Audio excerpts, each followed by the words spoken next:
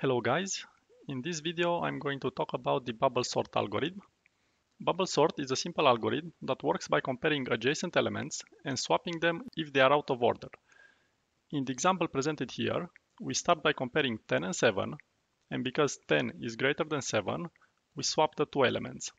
Next, we continue by comparing 10 and 6. Because 10 is again greater than 6, we swap the two elements.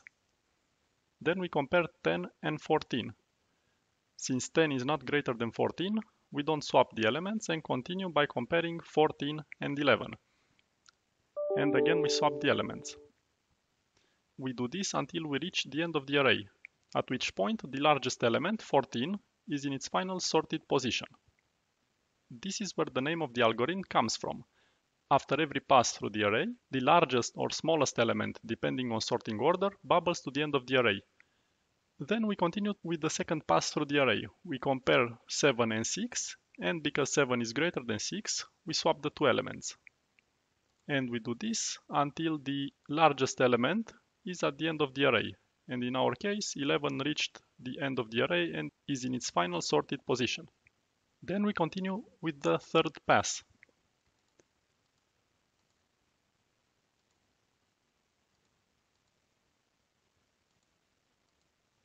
Now, the array is sorted, but the algorithm doesn't know this.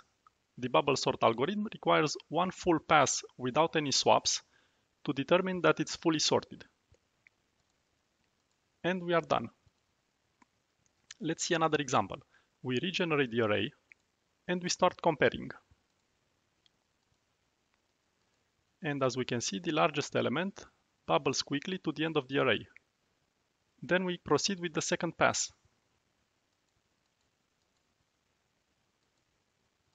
And the third pass, and so on until the array is sorted. Let's see another example.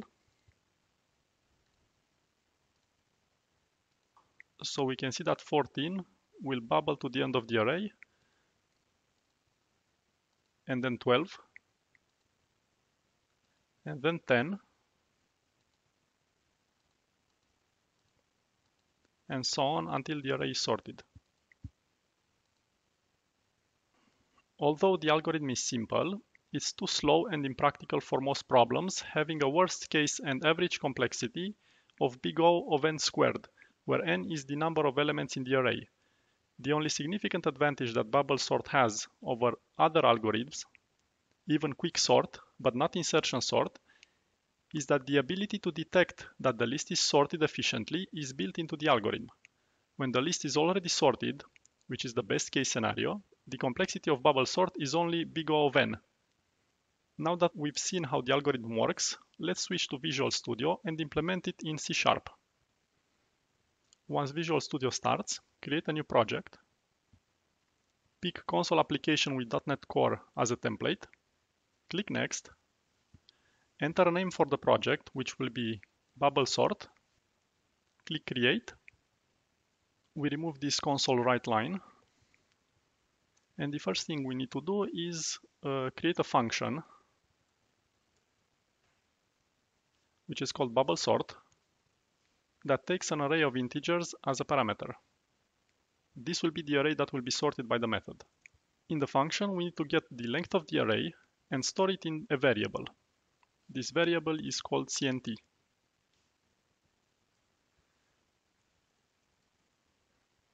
We also declare a variable called sorted, which stores whether the array is sorted or not, and we initialize it to false. Then, while the array is not sorted, we assume at the beginning of each pass that the array is sorted.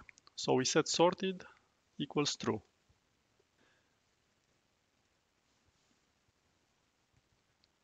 We then loop through the array comparing adjacent elements. And if the current element is greater than the next element, then we need to swap the elements.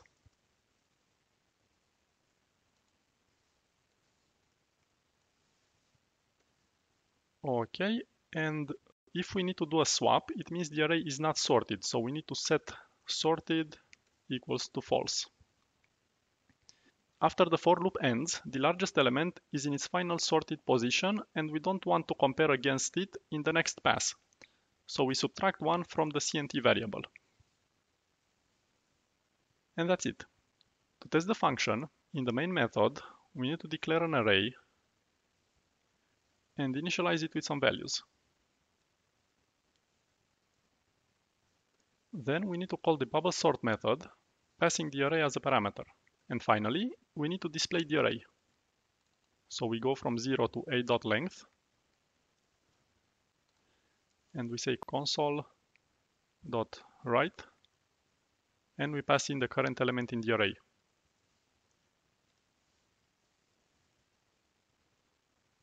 We can now start the application and see the result. And as we can see, the array is sorted. We can do another test by changing the elements in the array.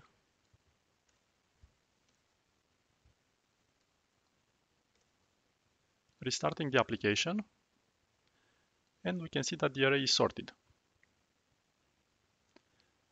That's it for this video. See you in the next one.